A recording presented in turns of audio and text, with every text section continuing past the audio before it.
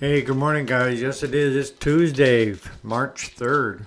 So, what are we going to talk about today? Well, I thought we'd talk about the part timers and the guys that are doing it weekends, nights, and stuff like that, and some of the issues they've had that when they come to us. Well, stay tuned.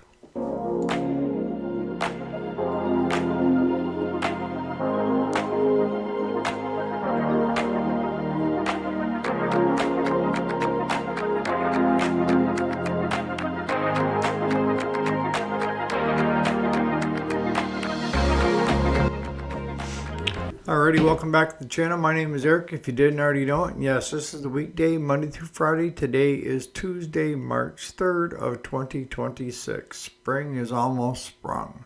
There's 15 below craps for the birds. So what are we really talking about today? I'm talking about you guys that are wanting to get into it part-time, extra income, flipping mowers. Here's where I see a problem that seems to be right across the whole board, and that is how you go about it. And you don't give yourself enough of an hourly rate. And what do I mean by that? I've got a friend that he goes around, he buys up old lawnmowers, tinkers them, gets them running, and then turns around and sells them. The problem with that is he's not getting a lot for those rider mowers and the push mowers that he's selling out of there, as far as I'm concerned. But the worst part is he's selling it most often to the wrong people and giving them warranties. And then they trash it and come back and they want their money back. One thing I can tell you is you do not have any control over that lawnmower once it leaves your property. And I've watched him evolve where instead of just taking used parts off from 5 or 6 machines to build one, he started putting in new parts, like redoing the decks. If the deck was bad, he was up here at our place wanting to know if he could buy some decks. And one thing that I've always done, and that is give them free advice. I do. Because most of these guys, I'll be honest with you, they buy the parts through me. I mean, they do eBay, but they buy a lot of parts through me. And when they're stumped and they call or stop in to try to talk about what they're dealing with, I mean, I've even gone up to their houses and looked at machines that they were working on because I didn't quite understand. Because when you're first starting out, you're fledgling. One thing I hope that this channel has done now with I have so many videos is that you guys that are just getting into the business and just wanting to play around and stuff like that are watching the how-tos and the how-tos of how to diagnose something and then how to decide whether to put money into that machine or not. Is a machine worth throwing a lot of new parts on it? I mean, I deal with that daily. So, and I know kind of what the market is in our area. Location. The closer you get to the city, you're going to have push mowers. You get out here in rural New York, and we're talking riders. They use the push mowers for trim, but the main grass cutter is a rider. If you're going to do that, you really need to know your numbers. If you're working on somebody else's stuff, you're going to be making some money, right? Because they're going to pay for the parts, they're going to pay for your labor, and get a finished product, right? But if you're out there hitting the curbs and buying up a bunch of used lawnmowers and putting them together and then throwing them on Facebook Marketplace to sell, that's where you really need to know. If you got a Craftsman, the older green Craftsmans and the red Craftsmans, In our area, you're lucky to get 300 to 400 out of them in good shape. If the deck needs a lot of work, if you got a lot of oil up front coming from somewhere, there's telltale signs of where to be issue. But if you start with what I've been trying to really push as of late, because I see a lot of videos out there that aren't, and that is do your compression first. I don't care if you carry a compression tester in your vehicle and see what that does before you hand out money. Because if it doesn't have compression and the valves are fine, you're looking at a new engine. And then is that machine going to have enough value to sell used with a new engine in it? And most times it's not. You know, you can put lipstick on a pig, but it's still a pig, right? The old saying. So you have to be smart when you buy. And the other thing that I see with a lot of guys that are in this part-time, nights, weekends and that, is they're not figuring in their labor. All they're looking at is the profits that they made after they bought the unit, put the new parts in it, take that and subtract all that, and at the end of the day, if they got 100 and a quarter positive, then they're saying they got 100 and a quarter profit. But did you? How much are you getting per hour? How many hours did you spend doing that? Now, don't get me wrong. If this is something that you enjoy doing and doing a finished product, you're getting a lot of good out of it too, right? But I still have to figure labor-wise. When I'm buying something, I run it through the shop and it gets complete service before I sell it to a customer. So I got the service and I've got labor because Claude is not working for peanuts. And I'm willing to warranty the late models. I don't buy a lot of the older ones. And the reason is because they're nickel and diamond a customer, and that's why they want to get rid of it and move on to a new one. They want where they don't have any problems and stuff. I probably go back to about 10 years old. I like to stay in that 5 to 6 year old range, but I will go back to 10 if it's in really nice shape.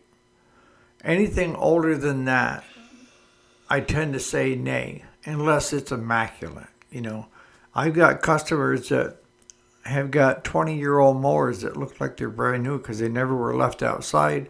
They were constantly washed, put away, and just pristine, you know. The problem you have when you don't figure your time is, what do you make in an hour? What do you make an hour at your regular job? Probably somewhere between 20 and 30, ballparking it. Some of you guys a lot more, but 20, 30 is about the mix.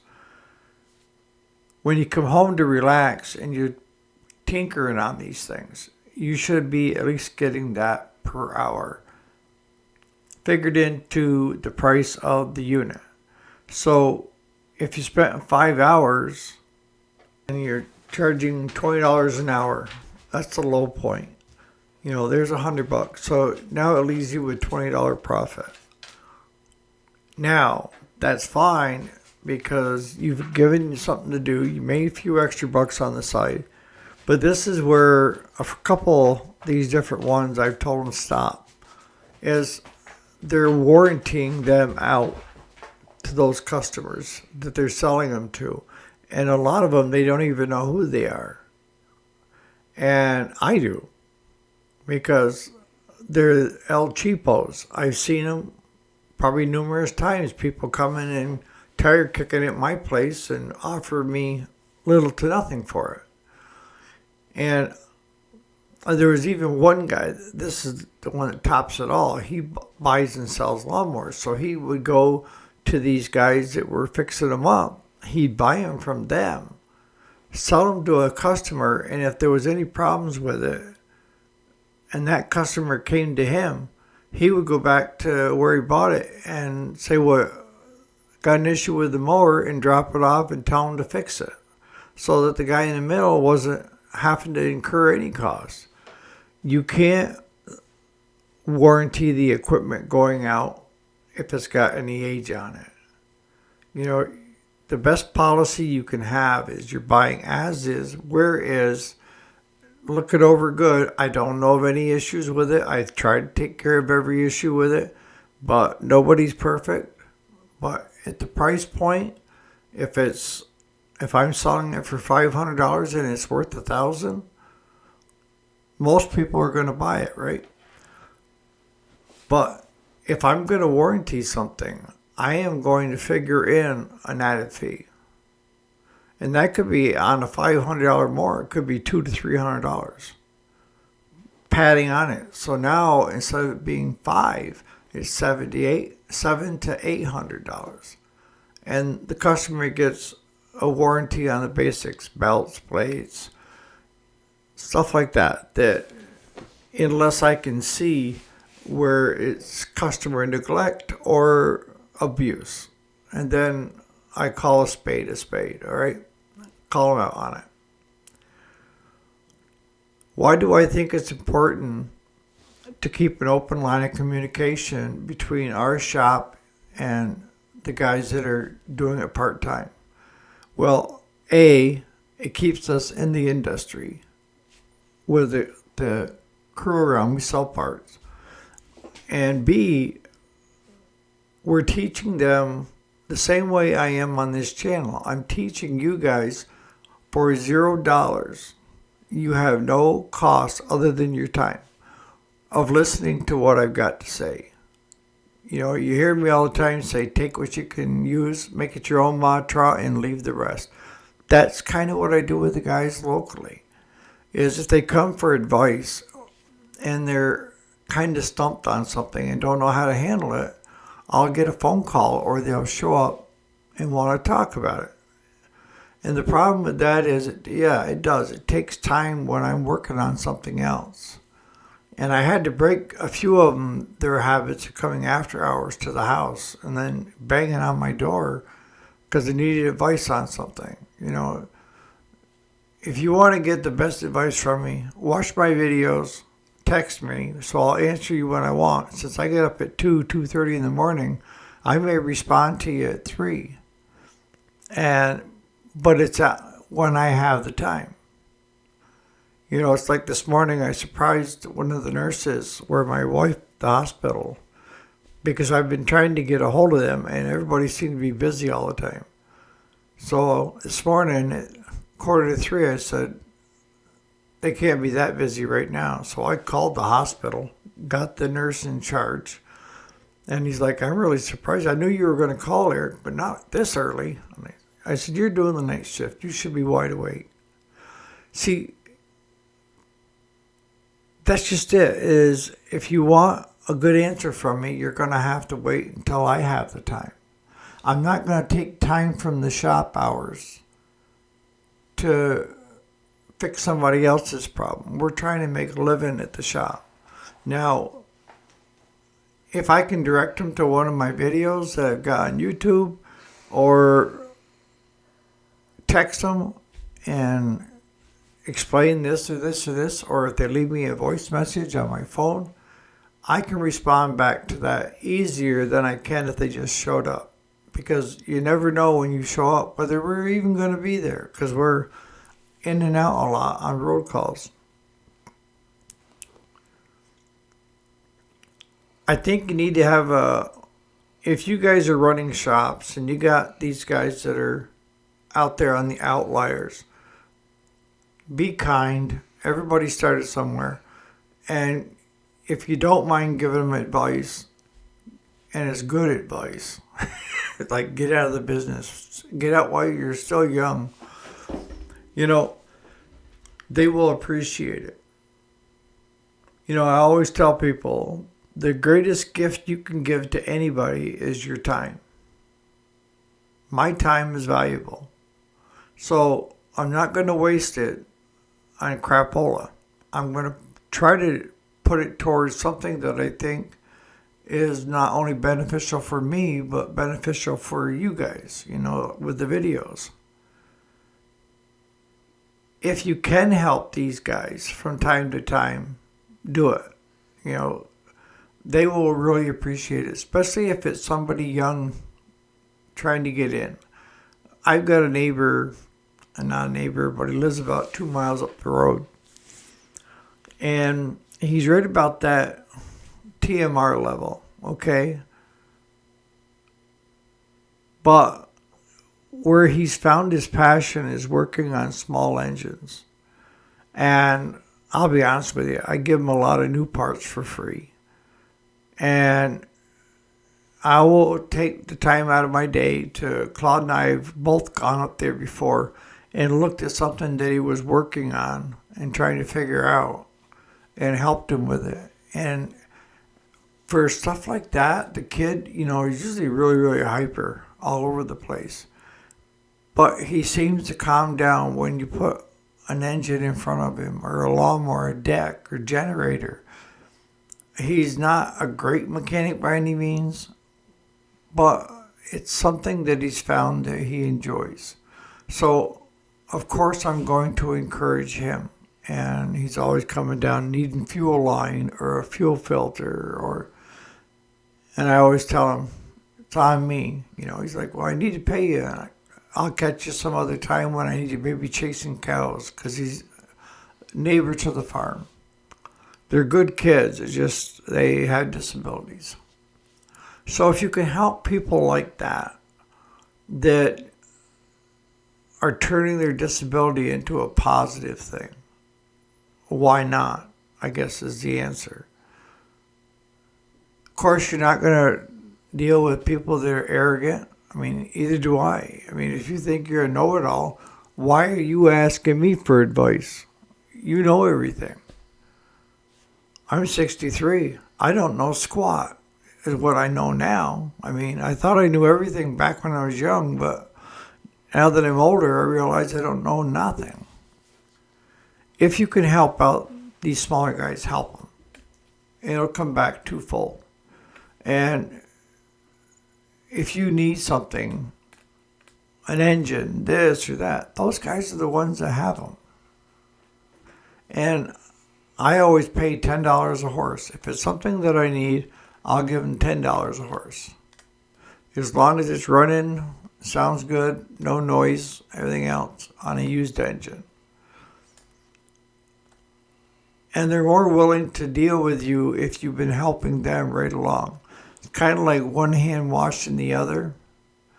So I'm going to start rounding this out for today, but if you are the outliers, the ones that are doing it, retirees, weekends, extra money, don't forget to figure your time. Your time is worth something, okay?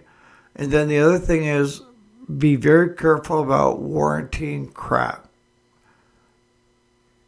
It's hard for you to have this crystal ball that you can look in the future and see how that lawnmower is being used. And as the one guy that's a close friend was doing that,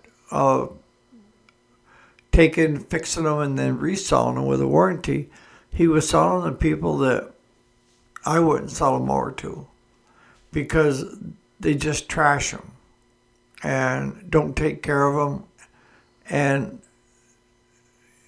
he was warrantying even belts and everything else on the damn things. It's no, you sell as is, where is.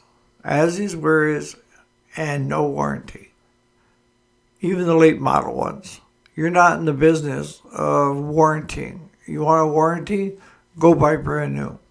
That's where your warranty is. And I can tell you right now, 98% of the problems that you're going to have with that brand new mower are not warranty work.